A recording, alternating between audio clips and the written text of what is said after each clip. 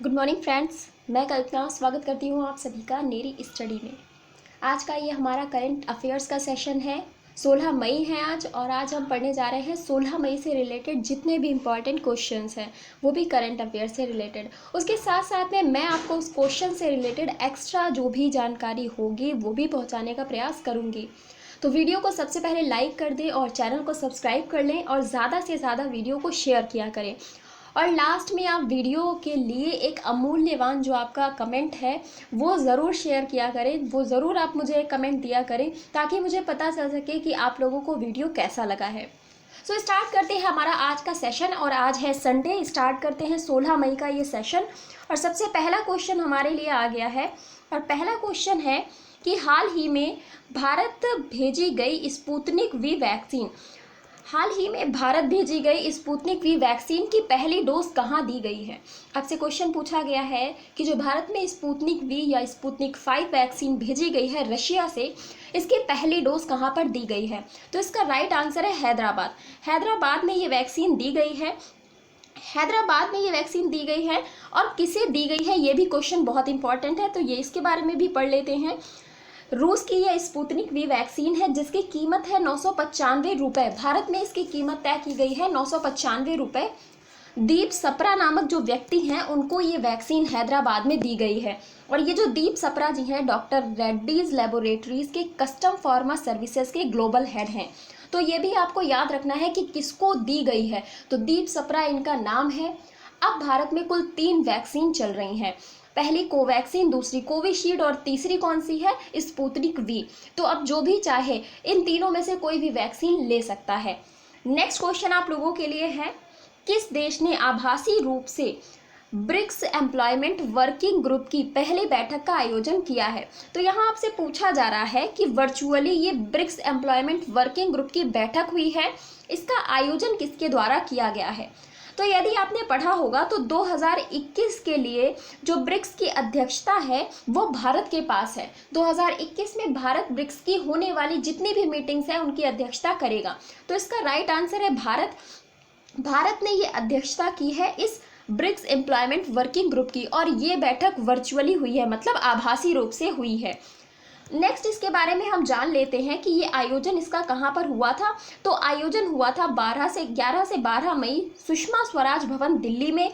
अध्यक्षता की थी श्रम व रोजगार सचिव अपूर्व चंद्रा ने। भारत के श्रम व रोजगार सचिव हैं ये अपूर्व चंद्रा, इनके द्वारा अध्यक्षता की गई है। और ब्रिक्स की बात करें तो ब्राज़ील, रूस, भारत, चीन, दक्षिण अफ्रीका, बी से ब्राज़ील, आर से रशिया, आई से इंडिया, सी से चाइना और एस से दक्षिण साउथ अफ्रीका, ये कंट्रीज़ हैं जो ब्रिक्स में शामिल हैं। और वर्तमान अध्यक्षता है भारत के पास। इसके बाद ये अध्यक्षता चाइना के पास जाएगी, क्योंकि जिस हिसाब से इनका ये वर्डिंग्स का क्रम है इसी हिसाब से अध्यक्षता का भी क्रम चलता रहता है। नेक्स्ट क्वेश्चन की अगर हम बात करें तो प्रश्न संख्या 3 क्या कहता है कि सोने के निवेश के लिए डिजिटल प्लेटफॉर्म डिजी गोल्ड किसके द्वारा लॉन्च किया गया है। ये डिजी गोल्ड लॉन्च किया गया है, एक डिजिटल प्लेटफॉर्म है। किस बैंक के द्वारा लॉन्च किया गया है। तो इसका राइट आंसर है Airtel payments bank. Airtel payments bank के द्वारा ये डिजी गोल्ड ऐप लॉन्च किया गया है। ये डिजिटल प्लेटफॉर्म है जिसके माध्यम से सोने में निवेश किया जा सकता है। एयरटेल पेमेंट्स बैंक की बात करें तो ये भारत का पहला पेमेंट बैंक है। जनवरी 2017 में इसकी स्थापना हुई थी और मुख्यालय इसका नई दिल्ली में स्थित है। एयरटेल पेमेंट्स बैंक भारत का पहला पेमेंट बैंक। नेक्स्ट क्वेश्चन हम देखते हैं। नेक्स्ट क्वेश्चन है, आरबीआई ने हाल ही में किस बैंक का लाइसेंस रद्द कर दिया है। आरबीआई ये रिजर्व बैंक ऑफ इंडिया, जिसे बैंकों का बैंक कहा जाता है, ये बैंकों के ऊपर रेगुलेशन का काम करता है कि कोई भी बैंक अगर किसी नियम का उल्लंघन करती है, जो नियम आरबीआई के द्वारा बनाए गए हैं, यदि कोई भी बैंक उन नियमों पर खरी नहीं उतरती है तो आरबीआई या तो उस पर पेनल्टी लगाती है, या फिर उस पर कुछ माह का प्रतिबंध लगाती है, या फिर उसका लाइसेंस ही रद्द कर देती है कि मतलब अब तुम्हारी मान्यता ही समाप्त, तुम अब बैंक रह ही नहीं जाओगे, तो तुम्हें काम करने का कोई अधिकार नहीं रह जाएगा। तो अभी कुछ दिन पहले शायद कल के सेशन में हमने क्वेश्चन पढ़ा था कि आरबीआई ने मिलित कोऑपरेटिव बैंक को जो इस पर बैन लगा था उसको 3 महीने के लिए और बढ़ा दिया था। लेकिन इसके बाद आरबीआई ने जिस बैंक का लाइसेंस रद्द किया है वो है United cooperative bank. United cooperative bank इसका नाम है। कोऑपरेटिव बैंक्स को अधिकतर आरबीआई बंद कर देती है क्योंकि ये घाटे में चली जाती हैं, कार्य ढंग से नहीं कर पाती हैं, और उसके बाद क्या होता है कि फिर इनको बंद करना मजबूरी हो जाती है। तो यूनाइटेड कोऑपरेटिव बैंक जिसका लाइसेंस रद्द कर दिया गया है, और ये कहाँ पर स्थित थी, तो ये बैंक जो है बगनान पश्चिम बंगाल में स्थित थी। और किस अधिनियम के तहत आरबीआई ने ऐसा किया है, तो आरबीआई बैंकिंग अधिनियम 1949 के तहत आरबीआई ने ऐसा किया है। इसमें भी कुछ धाराएं हैं, कुछ धाराओं के अंतर्गत ऐसा काम किया जाता है। तो रिजर्व बैंक ऑफ इंडिया ने बैंकिंग अधिनियम 1949 के तहत ऐसा किया है। और अगर हम आरबीआई की बात करें तो 1 अप्रैल 1935 को आरबीआई की स्थापना हुई थी। और एक्ट कौन सा था, तो एक्ट था इसका 1934 का एक्ट। 1934 के इस एक्ट के तहत आरबीआई की स्थापना की गई थी हिल्टन यंग आयोग की सिफारिश पर। हिल्टन यंग आयोग की सिफारिश पर आरबीआई की स्थापना की गई थी। अब नेक्स्ट क्वेश्चन है आप लोगों के लिए, मिंगमा तेंजी शेरपा ने 2 बार माउंट एवरेस्ट पर चढ़ाई करके विश्व रिकॉर्ड बनाया है। ये किस देश से संबंधित है? मिंगमा तेंजी शेरपा 2 बार इन्होंने माउंट एवरेस्ट की चढ़ाई कर दी है और इन्होंने ये वर्ल्ड रिकॉर्ड कायम कर दिया है। तो ये वर्ल्ड रिकॉर्ड तो इन्होंने बना दिया है, लेकिन आपको ये बताना है ये किस देश से संबंधित है।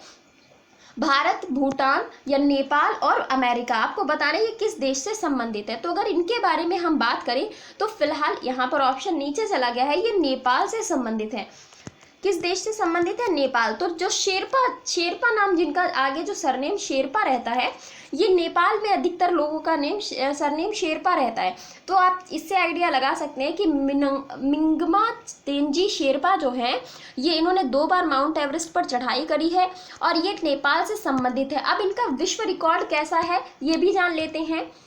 तो ये 43 वर्षीय नेपाली पर्वत गाइड हैं। इन्होंने केवल 4 दिनों में कम समय में 2 बार एवरेस्ट की चढ़ाई की है। तो ये इनका वर्ल्ड रिकॉर्ड है कि सिर्फ 4 दिनों में इन्होंने 2 बार एवरेस्ट की चढ़ाई कर दी है, जो कि आसान काम नहीं है, लोगों को कई दिन लग जाते हैं। लेकिन ये एक पर्वत गाइड है, इन्हें आइडिया है कि कहाँ पर से जाना है, कैसा रास्ता सही है और कौन से रास्ते का हमें चयन करना है। तो ये सारी बातें इन्हें पता थी, जिसकी वजह से शायद इन्हें यही एक कारण रहा होगा कि इन्हें पूरा रास्ता याद है, इस वजह से इन्हें कम समय लगा और इन्होंने कम समय में एवरेस्ट पर चढ़ाई कर दी है। अब आपके लिए क्वेश्चन है, आपको कमेंट बॉक्स में बताना है कि नेपाल में माउंट एवरेस्ट को किस नाम से जानते हैं। नेपाल में माउंट एवरेस्ट को किस नाम से जानते हैं।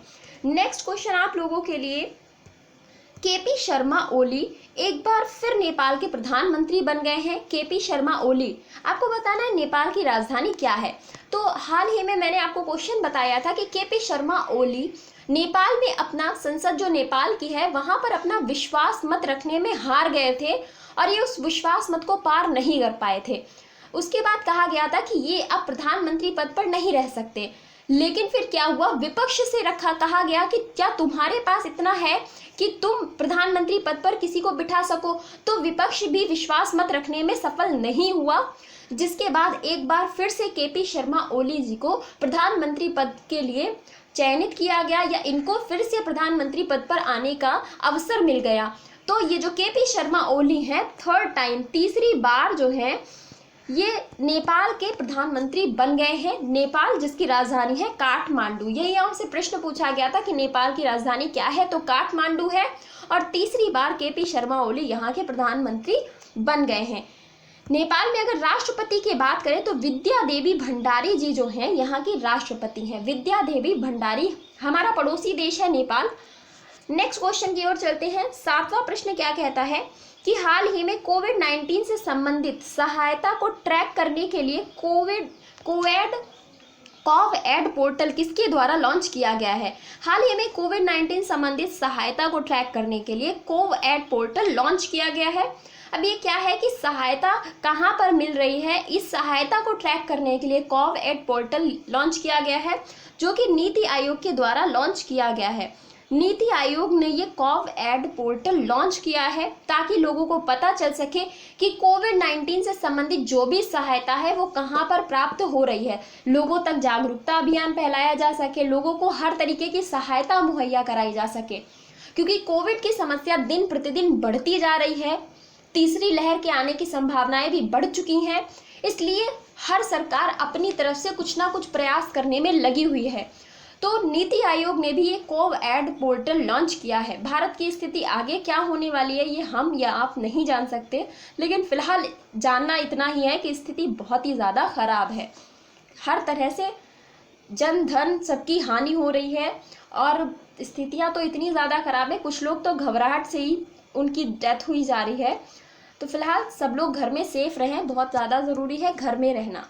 नेक्स्ट क्वेश्चन की तरफ चलते हैं। इससे रिलेटेड हम देख लेते हैं एक्स्ट्रा नॉलेज, नीति आयोग के बारे में जान लेते हैं। नीति NITI की फुल फॉर्म है national institution for transforming India.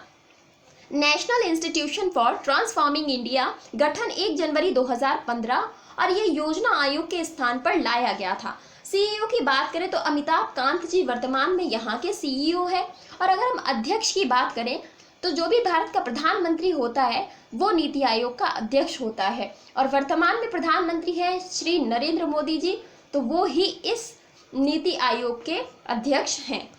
Next question है आप लोगों के लिए, बहुत ही इंपॉर्टेंट क्वेश्चन है। टेनिस खिलाड़ी रोमन असानोव पर भ्रष्टाचार के आरोप में 10 वर्ष का बैन लगा दिया गया है और ये किस देश के खिलाड़ी हैं? इन्होंने भ्रष्टाचार किया था, भ्रष्टाचार में लिप्त पाए गए थे रोमन असानोव, जिसके बाद इनके ऊपर 10 वर्ष का बैन लगा दिया गया है। किसी भी खिलाड़ी के करियर पर 10 वर्ष का बैन लगने का मतलब है कि उसका करियर अब समाप्त हो चुका है, क्योंकि 10 वर्ष के बाद वो कमबैक कर पाएंगे इस बात की कोई भी गारंटी नहीं है। वो अलग बात है कि एक किसी में होता है ना कि कोई कुछ भी कर सकता है, किसी के अंदर कुछ भी पावर हो सकती है, तो वो अलग चीज़ है। लेकिन फिलहाल 10 वर्ष के बैन के बाद मुझे नहीं लगता कि ये खेल पाएंगे। अगर इनकी बात करें तो ये कजाकिस्तान से रिलेटेड है। कजाकिस्तान के ये खिलाड़ी हैं रोमन असानोव, जो कि टेनिस खिलाड़ी हैं और ये भ्रष्टाचारों में लिप्त पाए गए थे, जिसके बाद इनके ऊपर प्रतिबंध लगा दिया गया है। आगे बात करते हैं ये प्रतिबंध किसके द्वारा लगाया गया है, तो इंटरनेशनल टेनिस इंटीग्रिटी एजेंसी, इसने 2014 और 18 का जो डेविस कप हुआ था इसमें इनको भ्रष्टाचारों में लिप्त पाया था, जिसके बाद इसने जो ये एजेंसी है इंटरनेशनल टेनिस इंटीग्रिटी एजेंसी, इसने इनके ऊपर बैन लगा दिया है।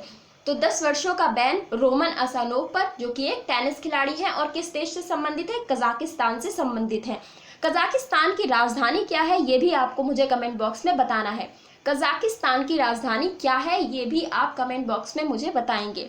नेक्स्ट क्वेश्चन की तरफ चलते हैं और नेक्स्ट क्वेश्चन है टाइम्स ग्रुप की चेयरपर्सन, बहुत ही इंपॉर्टेंट क्वेश्चन है। टाइम्स ग्रुप की चेयरपर्सन इंदु भूषण का 84 वर्ष की आयु में निधन हो गया है। इन्हें किस वर्ष पद्म भूषण से सम्मानित किया गया था? अब इंदु भूषण जी का निधन हो गया है, ये टाइम्स ग्रुप की चेयरपर्सन थी, 84 वर्ष की आयु में इनका निधन हुआ है और 2016 में इनको पद्म भूषण मिला था। व्यापार और उद्योग के लिए इन्होंने बहुत ही अच्छा काम किया था, इसीलिए इनको ये पद्म भूषण 2016 में दिया गया था।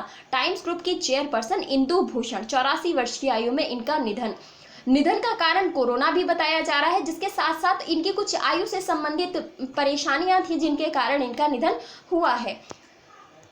नेक्स्ट क्वेश्चन की तरफ चलते हैं और ये है हमारा आज का अंतिम प्रश्न। मिशन ऑक्सीजन की शुरुआत किस राज्य के द्वारा की गई है? मिशन ऑक्सीजन की शुरुआत किस राज्य के द्वारा की गई है?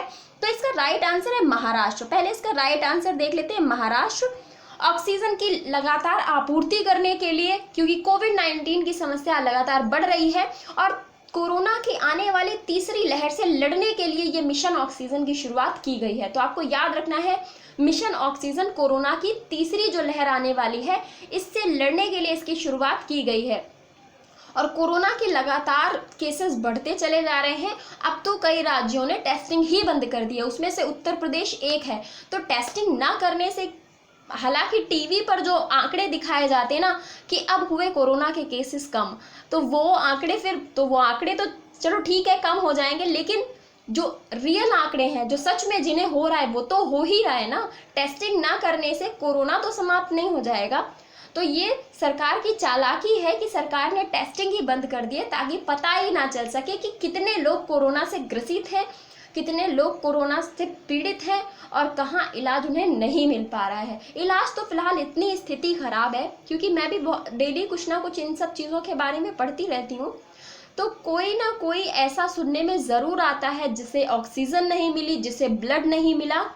कोरोना के अधिकतर मरीजों की जो मौत हो रही है ना, वो ब्लड क्लॉटिंग जो हो जाती है उसकी वजह से उनकी हार्ट बीट रुक जाती है और उनको क्या होता है, हार्ट अटैक पड़ जाता है। तो वहाँ इलाज कोरोना का चलता रहा और यहाँ पेशेंट की जो डेथ हुई है वो हार्ट अटैक से हुई है।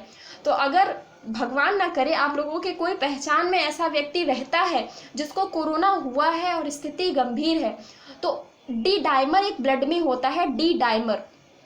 डी डाइमर की जो मात्रा होती है ब्लड में 0 से 500 तक होनी चाहिए, लेकिन वो डी डाइमर कोरोना काल में बढ़कर 11,000, 17,000, 19,000 तक पहुंच जाता है, जो कि बहुत ही डेडली हो जाता है। और जैसे ही ब्लड में डी डाइमर बढ़ता है तो आप याद रखिएगा, ब्लड क्लॉटिंग होने लगती है, मतलब रक्त का थक्का जमने लगता है। और रक्त का थक्का जमने से क्या होता है कि ब्लड जब पंप नहीं हो पाएगा हार्ट में, तो फिर क्या होता है कि फिर हार्ट अटैक की संभावनाएं बढ़ जाती हैं। तो आप डॉक्टर से इस डी डाइमर के लिए इलाज करने के लिए बोलिएगा, क्योंकि डॉक्टर्स भी नहीं समझ पा रहे हैं कि ये डी डाइमर की वजह से हार्ट अटैक हो रहा है। तो अगर कोई ऐसा होता है तो आप लोग जागरूक करने के लिए एक दूसरे को ये चीज़ें बता सकते हैं, जैसे मैंने आपको बताई हैं। तो फिलहाल आज के लिए इतना ही। मिशन ऑक्सीजन शुरुआत इसकी की गई है महाराष्ट्र में, और महाराष्ट्र में अगर हम बात करें तो यहाँ पर उद्धव ठाकरे जी मुख्यमंत्री हैं, यहाँ पर मुख्यमंत्री हैं, और गवर्नर है भगत सिंह कोश्यारी। भगत सिंह कोश्यारी यहाँ के साथ साथ गोवा के भी अतिरिक्त प्रभार के गवर्नर हैं। विधानसभा सीटों की संख्या की बात करें 288 है, विधान परिषद की 78, लोकसभा की 48 और राज्यसभा की 19। यहाँ की सीटें याद करना सबसे आसान है, रीजन क्योंकि 3 में लास्ट का जो आंकड़ा है 888 है। 288, 288, 78, 48, फिर एक 19, एक एक्स्ट्रा है। तो बस ऐसे याद कर लीजिए, चीज़ें याद हो जाती हैं और बहुत आसानी से। आज है संडे, रिवीजन करते रहिए क्योंकि आज रिवीजन का दिन है। जितना ज़्यादा रिवीजन करेंगे चीज़ें उतनी ही ज़्यादा याद रहेगी और देर तक याद रहेंगी। तो आज रिवीजन करते रहिए। रिवीजन के लिए आप वीडियो को फास्ट मोड में डाल करके भी देख सकते हैं। तो फिलहाल आज के लिए इतना ही। वीडियो को लाइक करना बिल्कुल भी मत भूलें और एक कमेंट ज़रूर कमेंट बॉक्स में बता दें कि आपको वीडियो कैसा लगा। Thank you so much.